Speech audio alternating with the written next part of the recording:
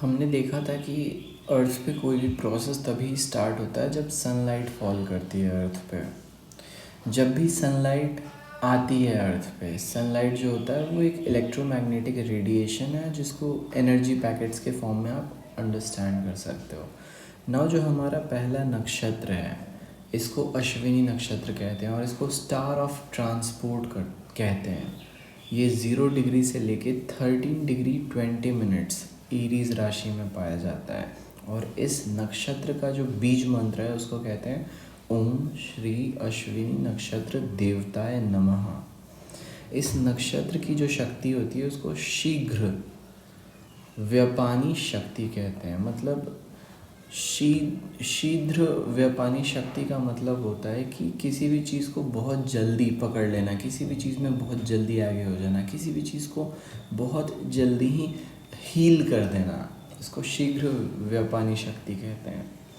तो ये जो शक्ति होती है, अगर कोई प्लैनेट आपका इस नक्षत्र में प्लेस्ड है, कोई भी प्लैनेट हो, चाहे सैटर्न, मून, सन, मार्स, मर्क्यूरी, जुपिटर, आपका काम हील करने का या फिर बहुत जल्दी किसी काम को कर देने का होता है। पोस्टमैन, टेलीकम्युनिकेशन, किसी को कॉल लगाना, किसी के पास तुरंत उठ के चले जाना, तो जो भी काम आप जल्दी से कर लेते हो उसको अश्विनी नक्षत्र से देखते हैं। अश्विनी नक्षत्र का जो रिप्रेजेंटेशन होता है वो होता है 2 सर वाले 2 घोड़े।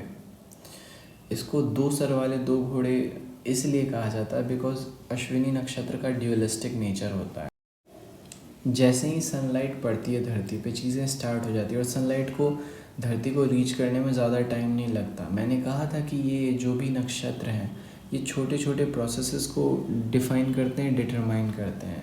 अर्थ पे चल रहे जितने भी छोटे छोटे प्रोसेसेस हैं ये सारे के सारे एक बड़े प्रोसेस का पार्ट है। तो राशि बताती है कि प्रोसेस क्या चल रहा है और नक्षत्र बताता है कि उन छोटे छोटे स्टेजेस का फर्दर सब स्टेज क्या चल रहा है। तो पहला स्टेज जो होता है, पहला नक्षत्र जो है वो बनता है अश्विनी नक्षत्र। और अश्विनी नक्षत्र का काम होता है अर्थ पे जो सनलाइट आती है, सनलाइट के आने को अश्विनी नक्षत्र कहते हैं। सनलाइट के आ जाने को, यहाँ पे पहुँच जाने को अश्विनी नक्षत्र कहते हैं। इस राशि में अगर कोई प्लैनेट है आपका, तो आपका काम है ट्रांसमिशन का। आप किसी भी चीज़ को बहुत जल्दी ट्रांसमिट कर देते हो, किसी भी चीज़ को बहुत ही जल्दी बता देते हो। अगर सैटर्न है और मान लो सपोज़ आपके 6ठे स्थान पे है, तो किसी भी जो भी आप काम कर रहे हो आप बहुत ही तेज़ी से काम करने का कोशिश करोगे।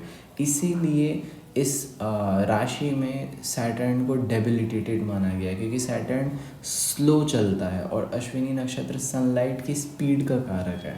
तो ये फ्रस्ट्रेशन पैदा करता है। जैसे वोल्केनिक इरप्शन होता है तो जो लावा बाहर आता है, lava is the best example of Saturn in Ashwini nakshatra. उसके अंदर सारी एनर्जी है फास्ट मूव करने की, लेकिन वो मूव नहीं कर पाता है। तो रिप्रेजेंटेशन अश्विनी नक्षत्र का लावा से देखा जाता है अगर सैटर्न वहाँ पे है। तो अगर शुक्र है अश्विनी नक्षत्र में तो भी ये थोड़ा हानिकारक होता है। क्यों? क्योंकि आप बहुत ही फ्रूगल हो जाते हो, आप बहुत ही जल्दी एक्साइटेड हो जाते हो किसी चीज़ को लेके।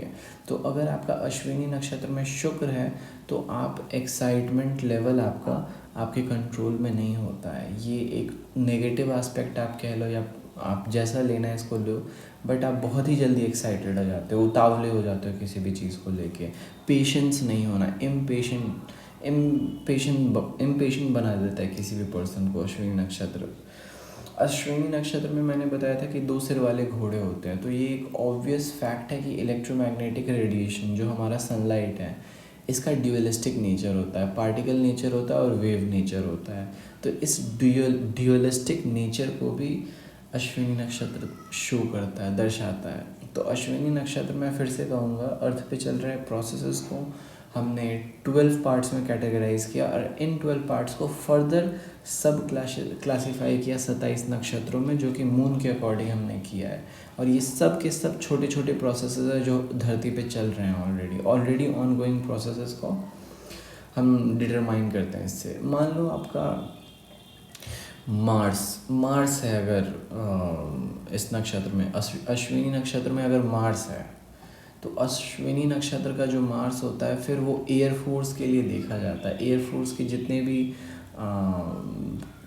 भी जो फाइटर प्लेन्स उड़ाते हैं, जितने भी पायलट्स होते हैं, तो पायलट्स के लिए ये बहुत इम्पोर्टेंट राशि बन जाती है। अगर 12th हाउस में है मार्स, 12th हाउस में अश्विनी नक्षत्र में है, आप आँख मूंद करके पायलट्स या फिर कोई भी ऐसी चीज़ जो उड़ने से रिलेटेड हो उसको चूज़ कर लो। या फिर लाइट की पार्टिकल मैकेनिक्स जो भी होते हैं, अगर आपका मान लो चौथे स्थान पे अश्विनी नक्षत्र है और उस राशि की आपकी महादशा चल गया, उसमें कोई प्लैनेट है उसकी भी महादशा चल गई, सपोज सैटर्न ही है, तो आपको पार्टिकल फिज़िक्स में बहुत इंटरेस्ट आएगा। तो फिज़िक्स से रिलेटेड पार्टिकल फिज़िक्स हो या फिर कोई भी ऐसा लाइन हो जहाँ पे लाइट का यूज़ होता हो, तो उसको भी आप इससे देख सकते हो। लाइट बल्ब का जो मैन्युफैक्चरिंग होती है, फिर लाइट बल्ब की मैन्युफैक्चरिंग एक अलग चीज़ हो गई, लेकिन लाइट बल्ब का डिस्ट्रीब्यूशन हो गया या फिर कहीं एक जगह से उठा के दूसरी जगह लाइट पहुंचाना, इसको अश्विनी नक्षत्र से देखते हैं। जब जब सैटर्न इस राशि को इस नक्षत्र को ट्रांजिट करता है, तब तब जितने भी प्रोसेस हैं जो कि बहुत ही ज़्यादा जल्दी हो जाते हैं, वो सारे के सारे स्लो हो जाते हैं।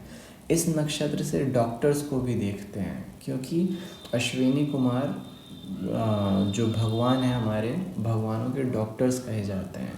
एक स्टोरी है इससे रिलेटेड कि जो हमारे अश्विनी कुमार हैं, एक बार की बात है, एक हर्मिट थे, एक साधु थे जिनका नाम दधायन था। दधायन जो थे उनको इमोर्टैलिटी, अमर रहने का राज पता चल गया था इंद्र से। तो उस समय अश्विनी कुमार देवों के फिजिशियंस हुआ करते थे, देवों के डॉक्टर्स हुआ करते थे। और उन्होंने ये विद्या सीखने के लिए ददायन के पास अपनी मर्ज़ी रखी कि मुझे सिखाओ आप। तो ददायन ने कहा कि अगर मैं बता दिया तो इंद्र मुझे मार डालेगा। तो उन्होंने कहा कि इंद्र मेरा सर काट डालेगा। तो अश्विनी कुमार बोले कि हमें सर जोड़ना आता है, आप हमें इमोर्टैलिटी सिखा दो। तो ददायन ने जाके इमोर्टैलिटी सिखाई थी अश्विनी कुमार को। तो अश्विनी नक्षत्र जो है वो इमोर्टैलिटी का भी नक्षत्र होता है, वाइटैलिटी का नक्षत्र होता है। किसी भी